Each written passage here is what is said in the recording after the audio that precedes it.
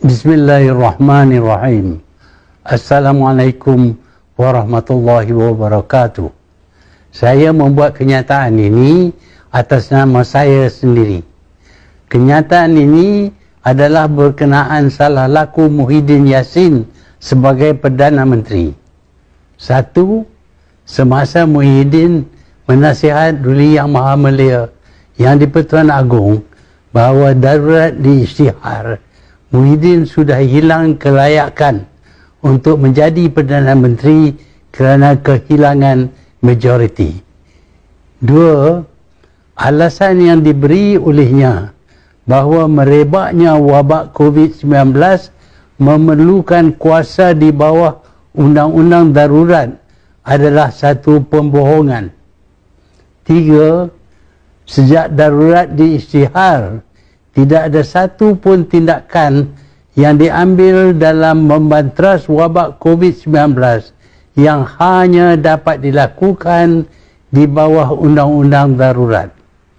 Sebaliknya, semua tindakan yang diambil boleh dibuat di bawah undang-undang biasa. Empat, dakwaan bahawa wabak COVID-19 perlu ditangani di bawah undang-undang darurat adalah satu pembohongan. Lima, sebaliknya, undang-undang darurat mengekal dirinya sebagai Perdana Menteri. Inilah tujuan sebenar Muhyiddin berusaha supaya darurat diisytihar. Enam, dengan kuasa darurat, Parlimen digantung supaya kedudukan dirinya tidak boleh disoal atau dicabar. Tujuh, warta kerajaan mengguna nama Yang di-Pertuan Agong supaya Muhyiddin dilindungi. Lapan, segala-gala didakwa sebagai kehendak Yang di-Pertuan Agong. Sembilan, ini termasuklah mengekal kuasa Perdana Menteri dan kabinetnya. 10. Dengan pengekalan kuasa Perdana Menteri, maka hak untuk menasihat Yang di-Pertuan Agong dikekalkan. Ini bermakna apa saja yang dilakukan di bawah nama Yang di-Pertuan Agong adalah atas nasihat Perdana Menteri. 11. Ini termasuk rampasan harta, nilai ganti rugi tidak boleh dipertikai, denda 5 juta, penjara 10 tahun dan tidak boleh mempertikai segala tindakan melalui mahkamah. Ini menjadi kerajaan ini kerajaan kuku besi. Dengan menggunakan nama Agong, ia menggambarkan Agong sebagai diktator yang zalim.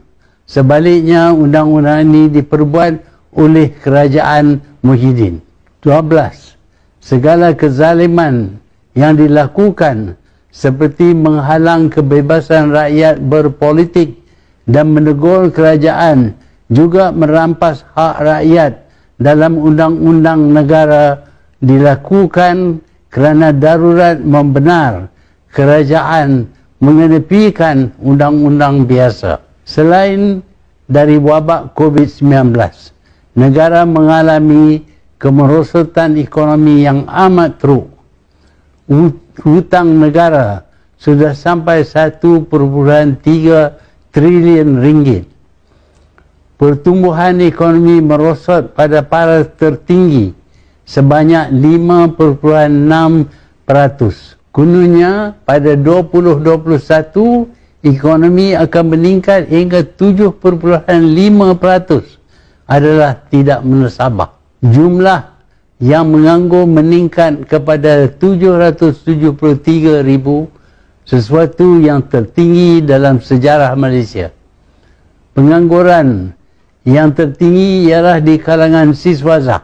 1 daripada 4 daripada mereka terpaksa bekerja dengan kerja yang tidak ada kena-mengena dengan kelulusan mereka. Firma-firma juga mengalami kerugian dan NPR berjumlah 29 bilion ringgit. Ramai pekerja dan peniaga kecil hilang pendapatan. Mereka tidak dapat beli makanan untuk diri sendiri dan ahli keluarga. Walaupun kerajaan janji akan memberi bantuan, tetapi ramai yang tidak terima apa-apa. Berbilion-bilion dolar pelaburan asing sekarang disalur ke negara jiran.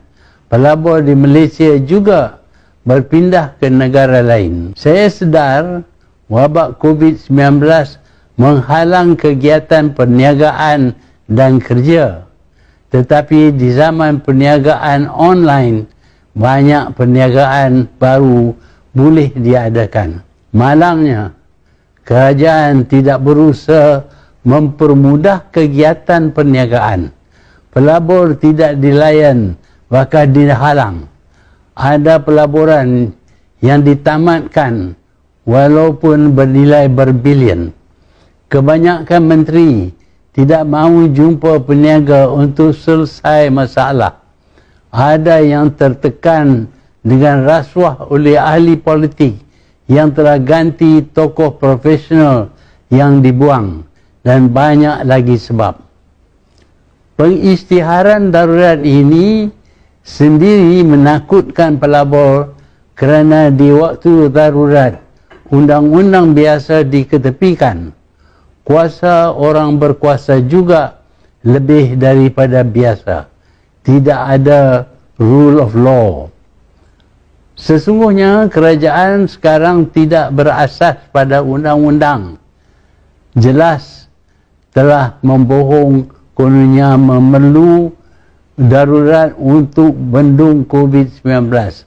Menyalahguna nama yang di-Pertuan Agong untuk dilindungi dari tuduhan membuat salah, menutup mulut rakyat dan wakil mereka dengan menggantung parlimen, mengamal rasuah, mengugut dengan hukuman berat sesiapa yang persoal tindakan kerajaan, bertindak bertentangan dengan peruntukan undang-undang, memburukkan ekonomi dan kehidupan sosial rakyat dan memerintah sebagai diktator yang tidak boleh ditentang. Kuasa Perdana Menteri dan Jemaah Menteri dikekalkan dan segala undang-undang oleh mereka mesti diterima sebagai sama dengan undang-undang yang diperbuat oleh Parlimen. Pengisytiharan darurat itu sendiri tidak mengikut undang-undang perlembagaan. Perlembagaan berkehendak warta kerajaan pengisytiharan darurat dikemuka kepada Parlimen, tetapi syarat ini tidak dihirau. Oleh itu, darurat ini tidak sah dan tidak boleh dikuatkuasakan. Ini bermakna semua tindakan kerajaan tidak sah. Inilah keadaan dalam negara sekarang.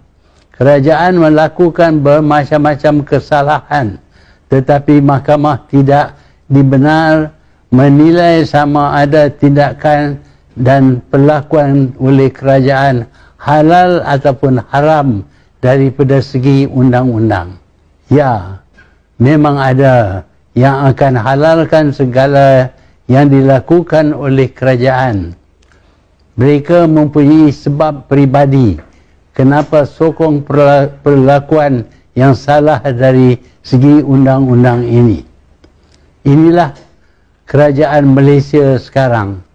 Amat malang kerana segala saluran untuk rakyat menyata yang benar, iaitu kerajaan ini tidak sah dari segi perlembagaan negara, terkunci tutup kerana pemerintahan mengikut undang-undang. The rule of law sudah tidak ada. Terima kasih.